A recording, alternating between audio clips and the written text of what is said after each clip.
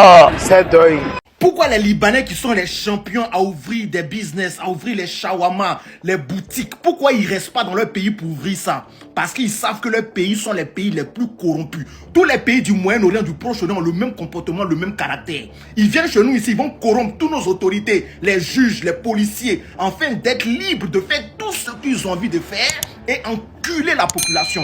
La majeure partie, la majorité de tous ces jeunes Libanais de Proche-Orient que vous voyez en Côte d'Ivoire, la majorité sont des militaires. Ils ont commis des crimes atroces dans leur pays. Ils sont recherchés, ils fuient venir se cacher en Côte d'Ivoire, dans nos pays.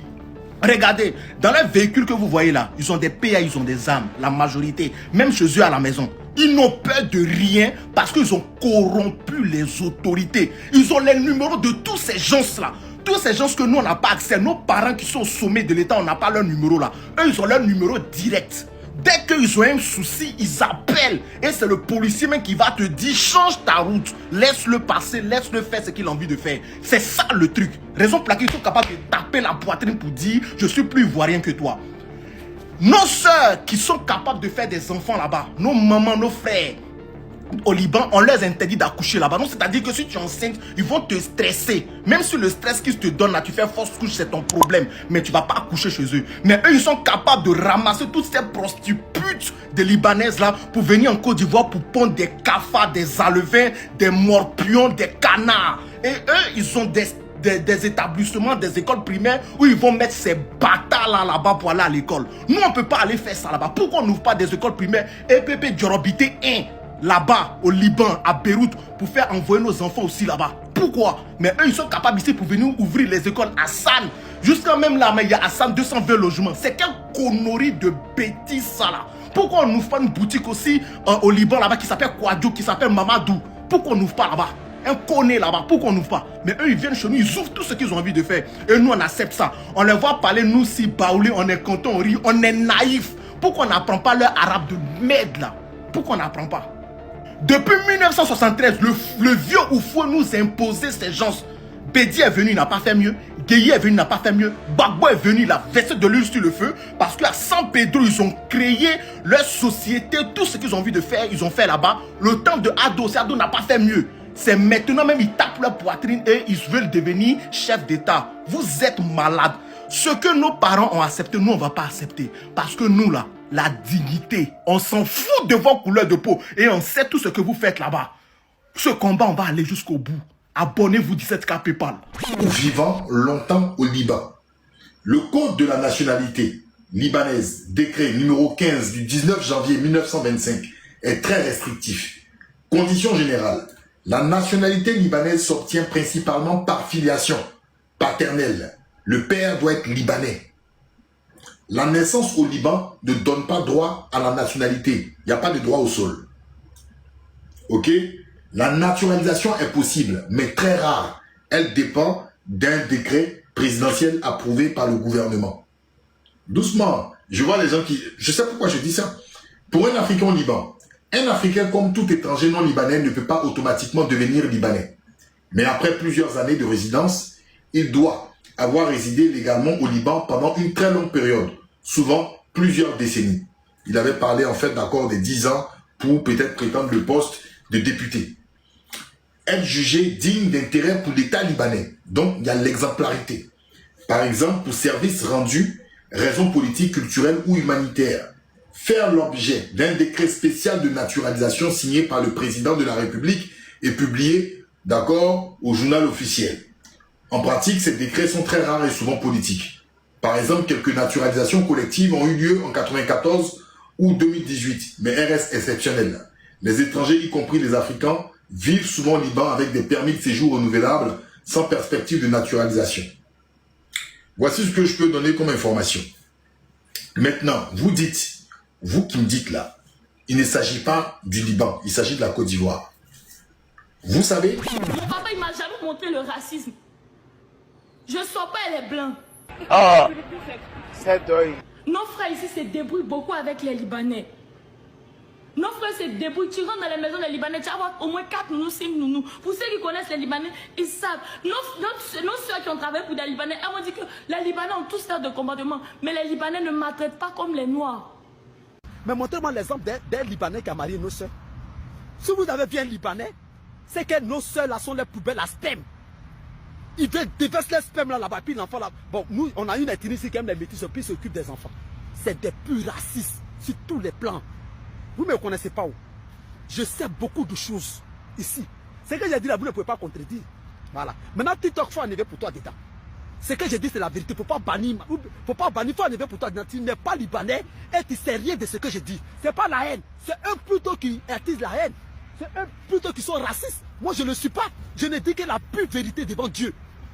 Et j'attends quelqu'un pour contester. Il ne faut pas céder pour qu'ils bannissent mes vidéos. Pour que la terre entière, la race noire sache que ceux-là sont mauvais. Aujourd'hui, ils viennent ici comme réfugiés. Pourtant, chez eux là-bas, là, on ne peut même pas respirer. On ne peut jamais faire une vidéo qu'on est à l'aise. Le Libanais, il est raciste. Ah, Hassan Hayek. Hassan Hayek, tu as décidé d'aller te cacher dans les caleçons de Makosso. C'est toujours comme ça. Quand c'est chaud sur les Libanais, là, quand c'est chaud sur vous en Côte d'Ivoire, vous partez toujours vous cacher dans les caleçons des Ivoiriens. Mais quand c'est chaud sur nos parents au Liban, là, ils ne peuvent pas aller se cacher dans les caleçons des Libanais. Vous voyez que là encore même, il n'y a même pas de réciprocité. Tu es obligé de monter sur live de Makosso pour te sentir homme. Mais on va vous écouter et puis je reviens. M'inviter dans cette... Oui, j'ai vu le petit maudit de l'unique Baker, ce petit chienton, ce petit enfant foiré, cet enfant maudit. Vas-y, continue. Là, je peux m'occuper de ça. Moi, je peux m'occuper de lui. Il se tape les poitrines pour dire que oui, mais ce que j'ai compris finalement, général, c'est que, par exemple, le grand frère Sam l'Africain, il fait exception à la règle, parce qu'il fait peut-être leur combat. Parce que moi, c'est quand même bizarre. Sam l'Africain, lui, ok, on peut l'accepter, c'est un bon Libanais. Oui, et puis d'autres, il y a quelque chose qui ne va pas. C'est cette hypocrisie que moi, je n'arrive pas à comprendre. Vas-y. Il y a Dr Lakis, lui, il fait exception. Mais parce que Hassan Hayek n'est pas sorti pour appeler peut-être à l'insurrection. Peut-être Hassan Hayek n'est pas sorti pour dire non à ceci, non à cela. Pourtant, moi, je ne fais pas de politique, tout le monde me connaît. Peut-être parce que Hassan... Ok, Hassan Hayek, tu vois, tu n'as pas assez de courage pour m'affronter. Tu es obligé d'aller te cacher dans les caleçons de quelqu'un. Mais l'histoire même nous apprend que le noir a été toujours vendu par un noir. Donc tout ce qui se passe là, ça ne m'étonne pas. Mais tu nous parles de Sam l'Africain. Qu'est-ce que j'en ai à foutre de Sam l'Africain?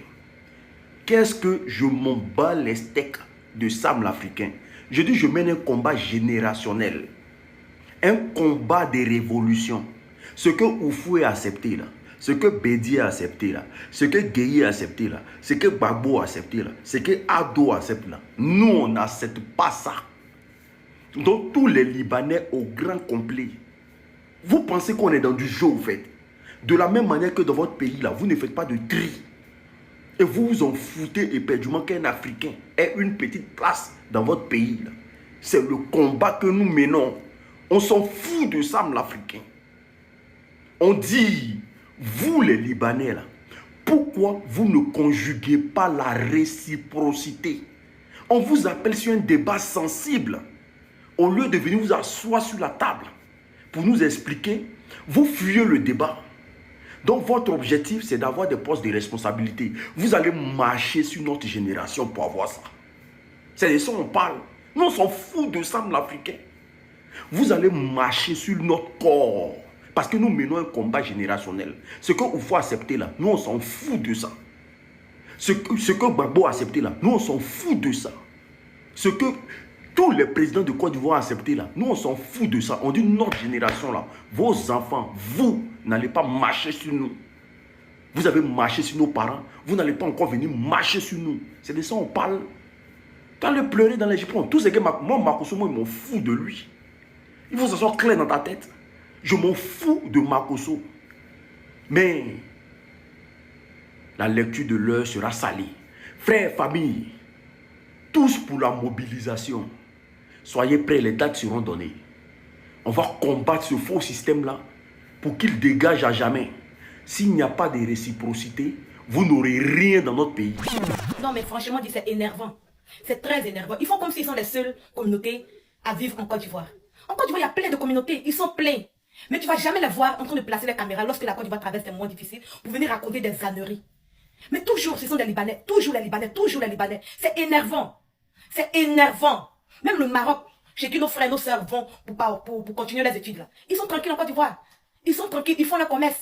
Ils participent au développement de la Côte d'Ivoire. Mais ils sont tranquilles dans les coins. Mais les Libanais, il y a quoi? Restez à votre place. Restez à votre place. Et quand il y a des Ivoiriens qui se plaignent, vous les traitez de xénophobes. Des xénophobes comment? Dans ce pays où vous avez vos quartiers, vous avez votre mosquée à vous, vous avez votre école à vous, on vous a donné des places. On est xénophobe par rapport à quoi? Mais c'est abusé. C'est abusé. Vous dites que vous participez à l'économie de la Côte d'Ivoire. Certes, c'est vrai, vous participez. Mais vous ne participez pas plus que nos parents. Nos parents cultivateurs là. Vous ne participez pas plus que eux.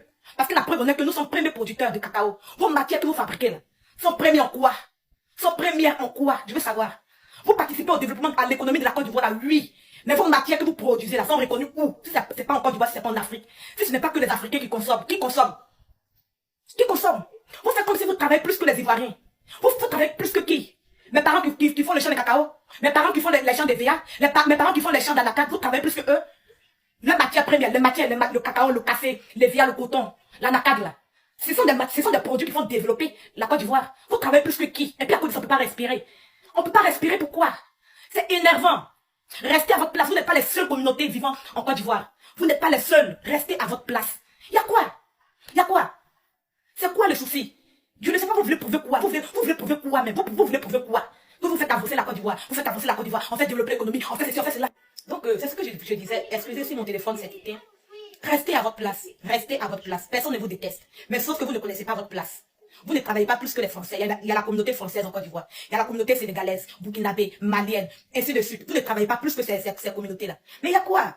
Il y a quoi? Restez à votre place. Restez à votre place. Vous prenez l'exemple sur les États-Unis, le Canada, la France, mais sauf sur votre pays. C'est-à-dire vous prenez l'exemple partout, mais sauf dans votre pays. Mais restez à votre place. En vrai, vous ne vous connaissez pas. En vrai, vous ne vous connaissez pas. À un moment, c'est abusé. C'est abusé. Je suis ivoirien, c'est pour ça qu'il sort. Ne traitez plus personne de xénophobe, parce qu'il n'y a pas plus xénophobe que vous. Il n'y a pas plus xénophobe que vous. Votre mosquée là, c'est quel Africain qui rentre pour prier là-bas? Votre école là, c'est quel enfant africain à la peau noire qui rentre là-bas pour fréquenter? Et puis vous voulez parler de xénophobie avec les gens? Au fait, non, je ne me sens pas bien. Je vais m'arrêter là, puis je vais révéler, si possible. En Côte d'Ivoire, aujourd'hui, il existe des écoles typiquement libanais. Tu n'es pas libanais, tu peux pas envoyer ton enfant là-bas. Avec des profs libanais. C'est une insulte claire pour les Ivoiriens. Je dis c'est une insulte. On ne peut pas accepter ça dans notre pays. On ne peut pas accepter ça dans notre pays avec des profs libanais. Ce que vous enseignez à vos enfants là-bas, là, nous on ne sait pas. Si c'est pour le grand remplacement, qu'est-ce que vous inculquez à vos enfants là? Nous on ne sait pas. Et c'est très dangereux pour un pays comme la Côte d'Ivoire. Je ne croyais pas en ça, mais c'est maintenant je me rappelle, je me dis, mais depuis, pendant mon parcours scolaire en Côte d'Ivoire, je n'ai jamais eu d'amis libanais ou de voisins libanais. Oh, déjà, au fait, ils ont des écoles où ils envoient leurs enfants parce qu'ils ne veulent pas que les enfants même se mélangent avec nous. Il faut comprendre le mal qui nous guette. Et le fait qu'ils veulent devenir députés, maires et tout, là, c'est des choses qui sont déjà actées. Apparemment, la mafia libanaise est en train de mettre pression sur l'État. Apparemment, la mafia libanaise est en train de mettre pression sur l'État pour qu'ils aient des postes politiques en Côte d'Ivoire. Parce que entre eux et l'État, il y a des deals. Il y a des deals. Donc, en guise de récompense, là, ils demandent des postes politiques en Côte d'Ivoire. Donc, ils sont en train de jouer maintenant sur la conscience des Ivoiriens. Pour faire comprendre qu'ils sont Ivoiriens, ils ont la nationalité, tout. Non. Au fait, le truc se passe dans les souterrains. Ils sont en train de mettre la pression sur tous les gens avec qui ils dealent dans le pouvoir. Là. Pour dire maintenant, là, en guise de reconnaissance, là, ils ont besoin de postes politiques. Le mal qui nous guette est très profond. Si nous ne nous réveillons pas, je vous dis, si nous ne nous réveillons pas, l'État va finir par céder. Parce que, regardez tous les sales coups qui se sont passés en Côte d'Ivoire. Il y a forcément un Libanais au cœur de ce sale coup-là. Ils ne sont jamais condamnés. en tout cas, il va qu'à les occupations tranquillement à Abidjan. Et il n'y a rien qui se passe. Il y a des ministres, des hommes d'État qui n'ont pas cœur de parler devant certains Libanais. Il faut qu'on se réveille. Il faut vous réveiller. Il faut vous réveiller. Une mobilisation générale va être lancée bientôt. Il faut vous réveiller. Il faut que le peuple récupère le pays. Pour qu'on puisse enlever toutes ces écoles-là. Ce qu'ils apprennent à leurs enfants là-bas, on ne sait pas. Ha! Si tu es assis chez toi à la maison, prends la peine de pouvoir écouter la vidéo qui est faite. Parce que cette vidéo-là, il ne s'agit pas de RHDP, il ne s'agit pas de PPACI, ni de PDCI, ni de ADCI, ni de quelconque personnage de la société civile. Il s'agit des Ivoiriens. Parce qu'aujourd'hui, la Côte d'Ivoire vit 3 situations qui laissent à désirer. La première situation, c'est la crise au sein du RHDP, qui montre véritablement certains élus qui ont été enlevés sur la liste des législatives. Et aussi la crise au PPACI, qui montre véritablement le refus de leurs militants de participer à l'élection législative ici en Côte d'Ivoire. Moi, je ne suis pas dans les émotions. Ce que nous sommes en train de parler là, c'est de la vie de la population que nous sommes en train de parler. Les Libanais là, on ne les chasse pas. Les expatriés là, on ne les chasse pas. Les gens de l'AES, on ne les chasse pas. Mais on dit, dans la vie des décisions de notre pays là, enlève tes pieds dedans. Là, si vous êtes venu en Côte d'Ivoire pour faire faites vos business, on va avancer. Nous, on n'est pas dans les émotions. L'histoire de la République de Côte d'Ivoire est très récente. De l'indépendance jusqu'au multipartisme, jusqu'au coup d'État, jusqu'à la rébellion, jusqu'à l'élection de 2010, jusqu'à aujourd'hui 2025. L'histoire reste l'histoire. Et moi, personnellement, là, ceux-là, je ne peux jamais les aimer aujourd'hui, ni demain, ni après-demain. Ici, en 2002, voilà ce que IB déclarait à Aboubou. Nous avons fait 2 ans et demi à Ouaga. À la formation, un ami libanais m'a envoyé 60 millions de francs CFA. J'ai fait des enveloppes de 300 000 pour tous les éléments qui devaient rentrer. Apparemment, on dirait que ce que IB a déclaré là, les gens n'ont pas prêté attention à ça. Il a reçu financement de qui? Écoutez encore. Un ami libanais m'a envoyé 60 millions de francs CFA. Si quelqu'un a pu donner son argent, qui a participé véritablement à décimer des familles, des villages, c'est lui comme ça, le peuple de nos parlements ou de nos municipalités. Ivoiriens, si vous ne prenez pas conscience, vous allez vous en rendre compte là. Arabe, moi je suis socialiste pur.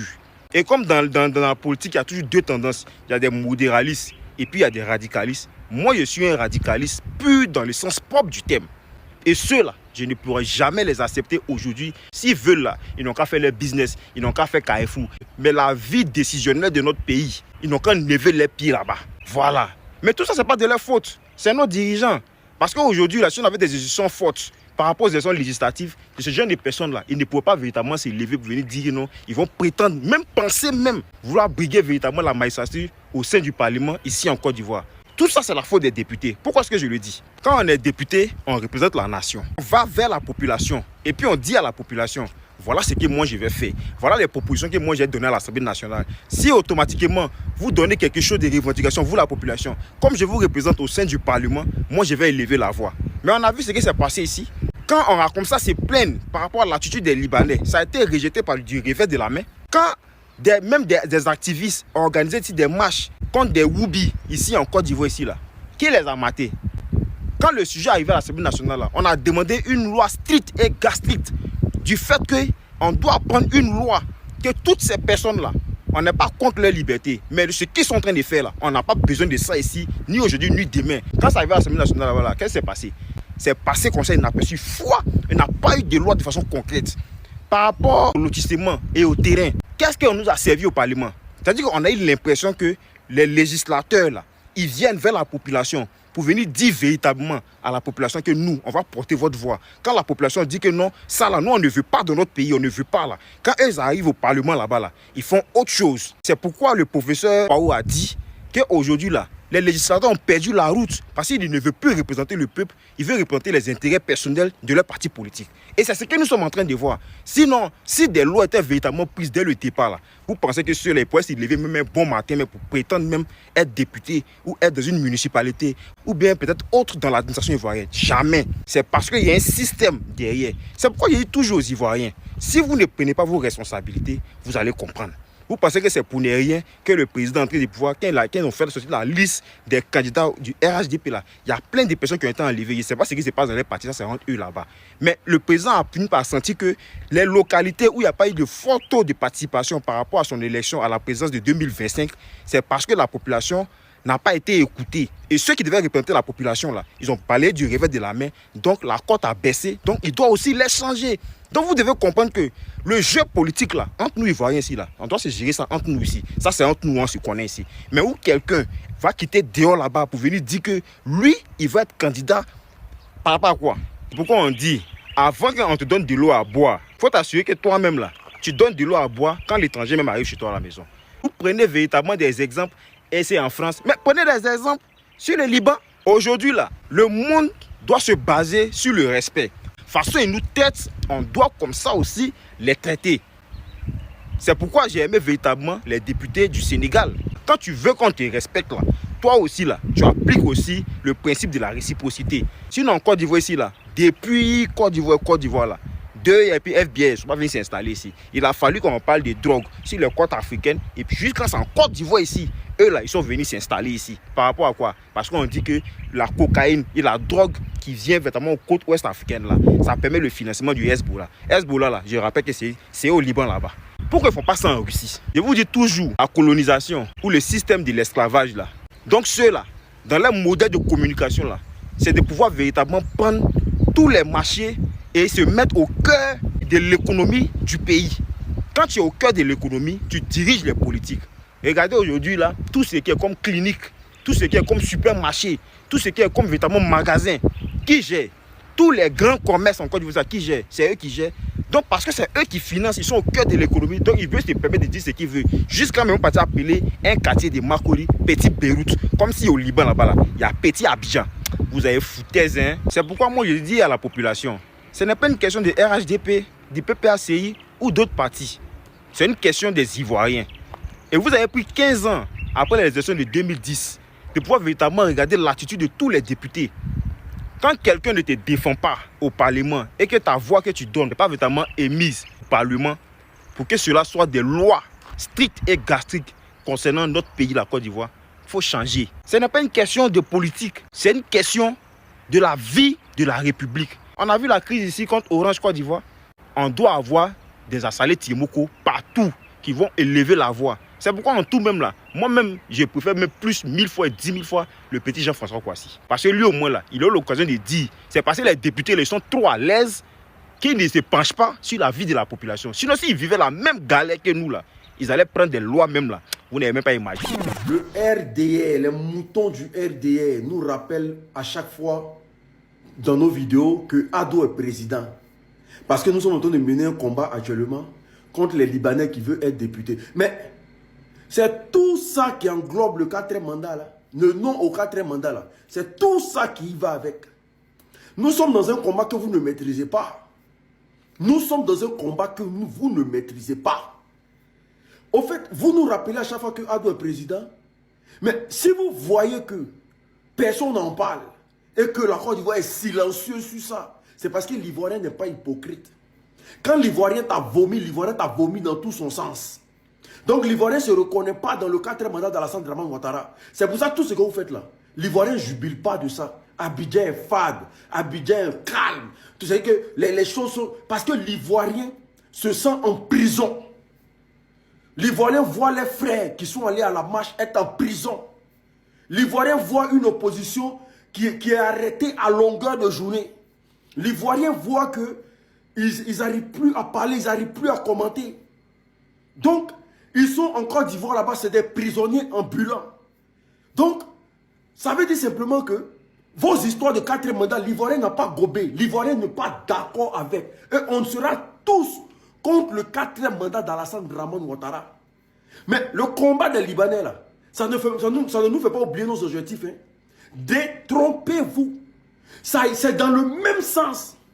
C'est parce que vous êtes aux affaires là, que les Libanais manquent de respect aux Ivoiriens. C'est aujourd'hui les Libanais prennent la parole publiquement pour dire qu'eux ils veulent le grand remplacement. Donc là, tout ça il va dans le non au 4e mandat. Ne nous rappelez pas qu'il est président parce qu'on n'en a rien à foutre du Conseil constitutionnel de la Côte d'Ivoire, qui est au nom du RRDR. On n'en a rien à foutre de votre proclamation de résultats, où des pourcentages sont partagés comme si on était à la team PA. On n'en a rien à foutre dans l'Assane Draman Ouattara. Il faut que ce soit clair dans vos têtes. Tout chemin mène à Rome. Et nous allons montrer les failles de ce gouvernement-là au peuple de Côte d'Ivoire pour que le déclic, pour que ce déclic-là arrive. Parce que l'Ivoirien aujourd'hui est apeuré. L'Ivoirien se demande quel sera son sort demain. C'est quel État ça? C'est quel président ça? Pourquoi il arrête les enfants des gens arbitrairement dans ce pays? Il taxe tout le monde de terreau. Mais ça va venir. Ça va venir vers vous et vous ne pourrez pas calmer. Ne nous rappelez pas qu'il est président de la République parce qu'on n'en a rien à faire de sa présidence.